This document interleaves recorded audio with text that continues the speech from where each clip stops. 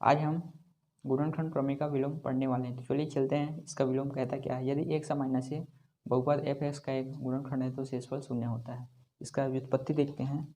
चूंकि एक समान्य से बहुपद f(x) का एक गुणनखंड है, एक समान्य से f(x) का एक गुणनखंड है तो शेषफल 0 के इक्वल होगा। क्यों? क्योंकि मैंने आपको पिछले वीडियो लेक्चर में आपको मैंने बताया था कि यदि एक समान्य से f(x) का एक गुणनखंड होता है तो शेषफल 0 के बराबर होगा। ठीक, अर्थात x बराबर है f(x) का एक शून्यक है।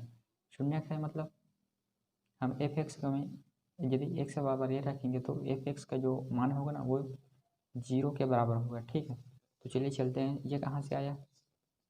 भाज्य बराबर भाजक गुना भागफल धन शेषफल से आया। ठीक, हमारे जो भाज्य है वो f(x) है और भाजक है x माइनस है और भागफल q(x) और जो शेषफल है वो हम 0 के इक्वल लिए। क्यों लिया है? क्योंकि x माइनस है f(x) का एक x माइनस है बहुपद f(x) का एक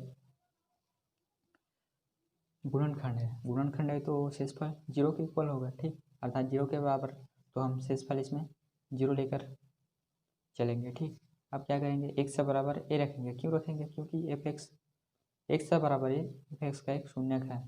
ठीक, तो हम x बराबर a रखेंगे। ठीक है, अब जहाँ जहाँ हमें x दिख रहा है, ठीक है, वहाँ वहाँ हम a रखेंगे।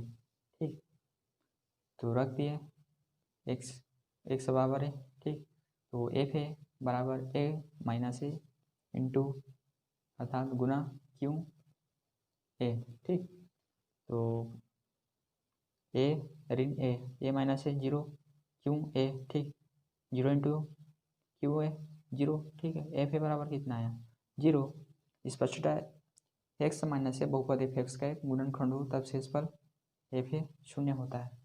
ठीक, इसके पहले वीडियो में हमने देखा था कि गुणनखंड प्रमेय में यदि बहुपद f(x) को x माइनस a से भाग देने पर शेषफल f बराबर 0 हो तब x माइनस a f(x) का एक गुणनखंड होता है। ये हमने गुणनखंड प्रमेय में देखा था। ठीक, और इसका विलोम बोलता क्या है? इसका विलोम बोलता है x माइनस a बहुपद f(x) का एक गुणनखंड है तब शेषफल शून्य होता है। ठीक है, इसमें क्या बोलता है? यदि x माइनस a f(x) का एक गुणनखंड है तो शेषफल 0 होगा। और उसमें बोलता क्या था?